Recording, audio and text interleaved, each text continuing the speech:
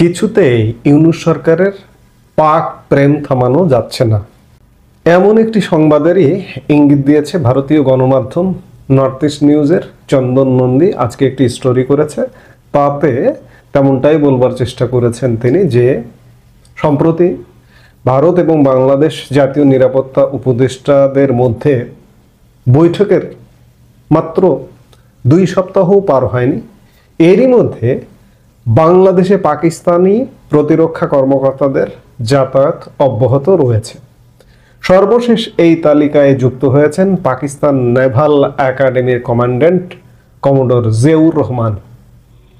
গতকাল 6 ডিসেম্বর তিনি ঢাকায় অবতরণ করেন এবং সেখান থেকে চট্টগ্রামের উদ্দেশ্যে রওনা হন।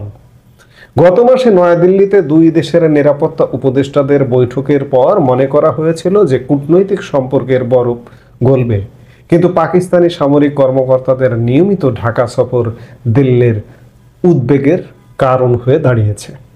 জানা যাচ্ছে গতকাল 6 ডিসেম্বর 8টা 20 মিনিটে এমিরেটস এয়ারলাইন্সের একটি ফ্লাইটে ফ্লাইট নম্বর EK 582 ঢাকার হজরত শাহজালাল আন্তর্জাতিক বিমানবন্দরে অবতরণ করেন কমোডর জিয়াউর রহমান। তার সফরসঙ্গী হিসেবে রয়েছেন পাকিস্তান নৌবাহিনীর লেফটেন্যান্ট কমান্ডার নোমান আসলাম এবং 2 জন ক্যাডেট অফিসার। সূত্র জানাচ্ছে ঢাকায় পৌঁছানোর পরপরই 4 সদস্যের এই প্রতিনিধি দলটি সড়ক পথে চট্টগ্রামের উদ্দেশ্যে রওনা হন।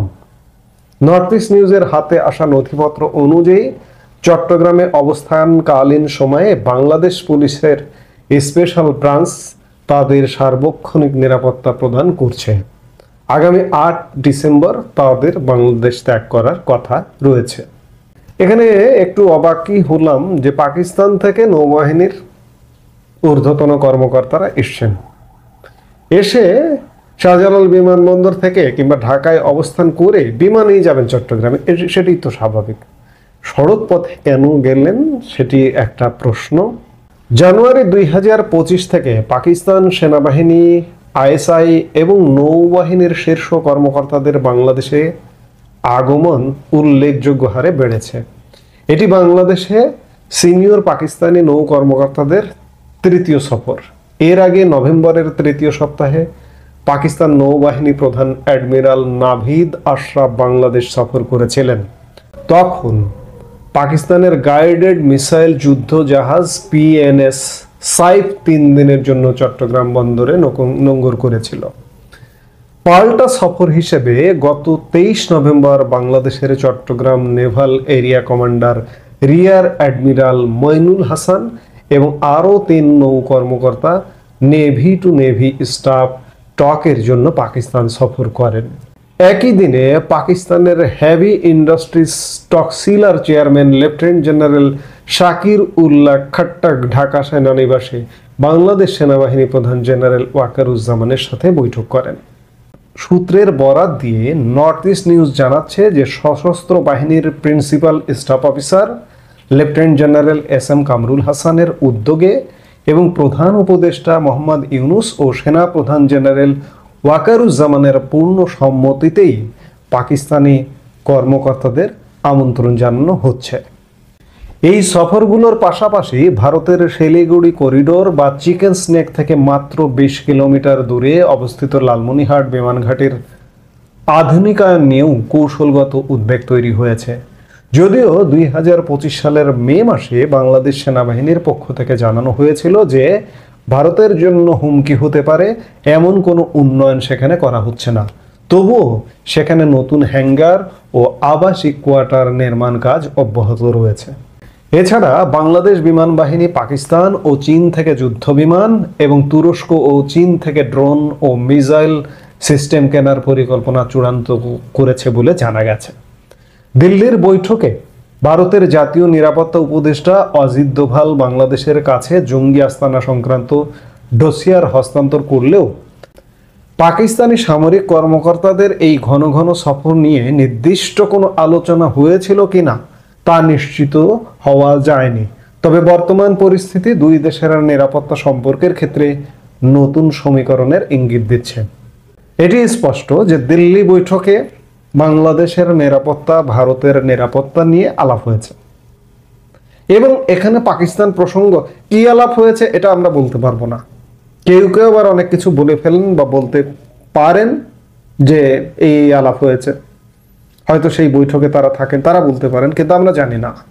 এগুলো গণমাধ্যমে প্রকাশিত হয়নি যে ভারতের জাতীয় নিরাপত্তা উপদেষ্টা বাংলাদেশের জাতীয় নিরাপত্তা উপদেষ্টা দুজনের দ্বিপাক্ষিক বৈঠকে আসলে কি আলাপ হয়েছে, পাকিস্তান প্রসঙ্গে এসছে কিনা, কিংবা পাকিস্তান নিরাপত্তা বিঘ্ন ঘটাতে পারে এগুলো নিয়ে সতর্ক করা হয়েছে।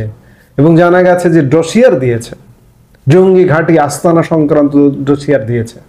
তাহলে দিল্লি বৈঠকের পরে বাংলাদেশের আচার আচরণে তো পরিবর্তন পরিলক্ষিত হওয়ার কথা।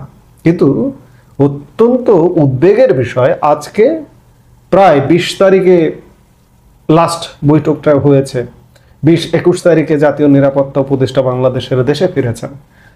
আজকে 15 দিন কিন্তু পেরিয়ে গেছে, তারপরে কোনো ধরনের লক্ষণ খেয়াল করছেন যে কোনো পরিবর্তন হয়েছে বাংলাদেশের, কিংবা পাকিস্তানি ভিজিট কি বন্ধ হয়েছে? হয়নি, প্রতিনিয়ত ভিজিট চলছে। পাকিস্তানি পরিকল্পনায় এখনো পর্যন্ত বাংলাদেশ বিদ্যমান। যে কথাই বলি না কেন, বাংলাদেশ সত্যিকার অর্থে বাংলাদেশের সামনের দিনগুলোতে কি হতে যাচ্ছে এটা আসলে এই মুহূর্তে বলা কঠিন। বাংলাদেশ জীবন মৃত্যুর সন্ধিক্ষণে। আজকে ডিসেম্বর বিজয়ের মাস, এই কথাটা যদি বলি অনেকের শুনতে খারাপ লাগবে, কিন্তু সত্যিকার অর্থে বাংলাদেশ অনিশ্চয়তার দোলাচলে দুলছে। এই মুহূর্তে বসে কোনো বিশেষজ্ঞর বলবার ক্ষমতা নেই, বাবার ক্ষমতা নেই বলবার যে বাংলাদেশ আসলে কোন পথে যাচ্ছে। একটা অনির্ধারিত যুদ্ধ, একটা অনাকাঙ্ক্ষিত যুদ্ধের দিকেই কি যাচ্ছে কিনা? কারণ বাংলাদেশকে পাকিস্তান ব্যবহার করতে চাইছে ভারতের বিরুদ্ধে উস্কানি হিসেবে। ভারতে পাকিস্তান চাইছে কোনোভাবে এদিক দিয়ে একটা উস্কানি তৈরি হোক, এবং সেই উস্কানিতে ভারত ফাঁদে পা দিক, এমনটাই চাওয়া। এবং এই চাওয়ার কোনো পরিবর্তন হয়নি। দিল্লি থেকে যতই নিরাপত্তা উপদেষ্টা বৈঠক করে ঘুরে আসুক না কেন, হয়নি এখনো পর্যন্ত। জানি না আসলে এর শেষটা কিভাবে হবে, শান্তিপূর্ণভাবে বাংলাদেশ এই বাংলাদেশ বিরোধী শক্তির হাত থেকে মুক্ত হবে কিনা। আজকে আমি কেন, যারা এই ঘটনাগুলোর ভেতরে থাকেন, জাতীয় নিরাপত্তা উপদেষ্টা খলিলুর রহমান স্বয়ং নিজেও বলতে পারবেন না যে আসলে তারা কোন দিকে যাচ্ছেন, তাদেরকে নিয়ে পাকিস্তান কি খেলা খেলছে। আমরা সত্যিই এক কঠিন যুগ সন্ধিক্ষণের মধ্যে আছে। আমাদের আসলে দোয়া করা ছাড়া অন্য কোনো উপায় নেই।